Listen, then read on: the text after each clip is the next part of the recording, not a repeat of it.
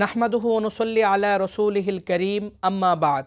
দর্শক শ্রোতা, মহিমান্বিত মাস রমজান উপলক্ষে সময়ের মাসব্যাপী আয়োজন ইসলাম রমজানে আপনাদের স্বাগত জানাচ্ছি।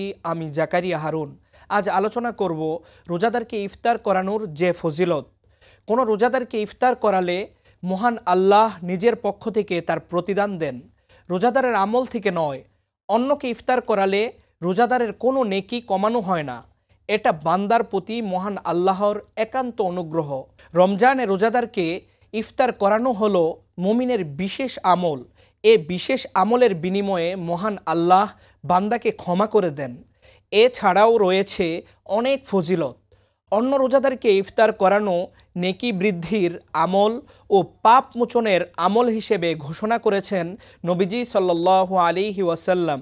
হাদিসে এসেছে, হযরত জায়েদ ইবনে জুহানী রাদিয়াল্লাহু তাআলা আনহু বর্ণনা করেছেন, রাসূল সাল্লাল্লাহু আলাইহি ওয়াসাল্লাম বলেছেন, যে ব্যক্তি রোজাদারকে ইফতার করালো তারও রোজাদারের ন্যায় সওয়াব হবে, তবে রোজাদারের সওয়াব বিন্দু মাত্র কমানো হবে না। আরেক বর্ণনায় এসেছে, যে রোজাদারকে ইফতার করালো তাকে পানাহার করালো তাকেও রোজাদারের সমান সওয়াব দেওয়া হবে, তবে রোজাদারের নেকি বিন্দু মাত্র কমানো হবে না। রাসূল সাল্লাল্লাহু আলাইহি ওয়াসাল্লাম বলেন, যে ব্যক্তি কোনো রোজাদারকে ইফতার করাবে তার গুনাহ মাফ হয়ে যাবে, সে জাহান্নাম থেকে মুক্তি লাভ করবে এবং রোজাদারের সওয়াবের সমপরিমাণ সওয়াব সে লাভ করবে, তবে ওই রোজাদারের সওয়াব কম করা হবে না। সাহাবায়ে কেরাম বললেন, হে আল্লাহর রসুল, আমাদের অনেকেরই রোজাদারকে ইফতার করানোর সামর্থ্য নেই। রাসূল সাল্লাল্লাহু আলাইহি ওয়াসাল্লাম বললেন, পানি মিশ্রিত এক পেয়ালা দুধ বা একটি খেজুর অথবা এক ঢুক পানি দ্বারাও যদি কেউ কোনো রোজাদারকে ইফতার করায় তাতেও সেই পরিমাণ সওয়াব পাবে। আর যে ব্যক্তি কোনো রোজাদারকে তৃপ্তি সহকারে আহার করাবে, মহান আল্লাহ তাকে আমার হাউজে কাউসার থেকে এমন পানীয় পান করাবেন যার ফলে সে জান্নাতে প্রবেশ করার পূর্ব মুহূর্ত পর্যন্ত তৃষ্ণার্ত হবে না। ইফতারের জন্য কেউ কাউকে দাওয়াত করলে করণীয় কি, এ প্রসঙ্গে হযরত আবু হুরায়রা রাদিয়াল্লাহু তাআলা আনহুর একটি দাওয়াত গ্রহণের বর্ণনা পাওয়া যায়।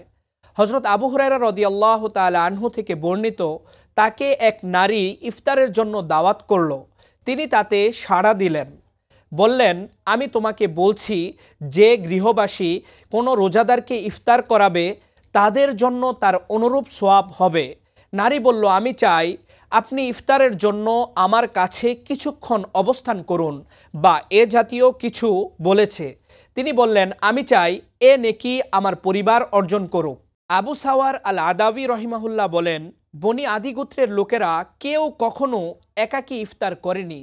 যদি তার সঙ্গে ইফতার করার জন্য কাউকে সঙ্গী পেত তাহলে তাকে নিয়ে ইফতার করত, আর যদি কাউকে না পেত তাহলে নিজের খাবার মসজিদে নিয়ে এসে মানুষের সঙ্গে খেত এবং মানুষকেও খেতে দিত। খাবার খাওয়ানোর মাধ্যমে আরও অনেকগুলো ইবাদত পালিত হয়। নিমন্ত্রিত ভাইদের সঙ্গে হৃদ্যতা ও ভালোবাসা তৈরি হয়, যে হৃদ্যতা ও ভালোবাসা জান্নাতে প্রবেশের কারণ। যেমনটি নবীজি সাল্লাল্লাহু আলাইহি ওয়াসাল্লাম বলেছেন, ইমানদার ছাড়া কেউ জান্নাতে প্রবেশ করতে পারবে না, আর তোমরা ইমানদার হতে পারবে না যতক্ষণ না একে অন্যকে ভালোবাসবে। রমজান মাস সহমর্মিতা ও সমবেদনার মাস, তাই ব্যয়বহুল বাহারি ইফতারের আয়োজন না করে পাড়া প্রতিবেশী, গরিব মিসকিন, দরিদ্র অসহায়দের ইফতারের বিষয়ে যত্নবান ও সচেতন হওয়া বাঞ্ছনীয়। পথশিশু, ছিন্নমূল ও পথিকদের ইফতারের ব্যবস্থা করাও কর্তব্য। বর্তমান পরিস্থিতিতে ইফতার মাহফিল ও ইফতার পার্টির আয়োজন না করে গরিব অসহায়দের দান খয়রাত করা সমীচীন। রাসূল সাল্লাল্লাহু আলাইহি ওয়াসাল্লাম বলেন, যে ব্যক্তি তৃপ্তিসহ পেট পুরে পানাহার করল, তার প্রতিবেশী অভুক্ত অবস্থায় রাত যাপন করল, সে মুমিন নয়। মহান আল্লাহর অসীম অনুগ্রহ হল রোজাদারকে ইফতার করানোর ঘোষণা ও কল্যাণের আহ্বান। তিনি বান্দার জন্য কল্যাণে ভিন্ন ক্ষেত্র তৈরি করেছেন, যেমন তিনি মানুষের প্রতি অনুগ্রহ করার আহ্বান জানিয়ে সওয়াবের ঘোষণা দিয়েছেন।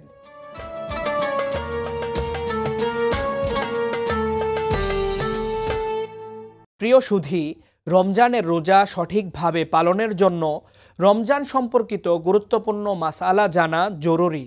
তাই এ সংক্রান্ত দুটি মাসালা এখানে উপস্থাপন করছি।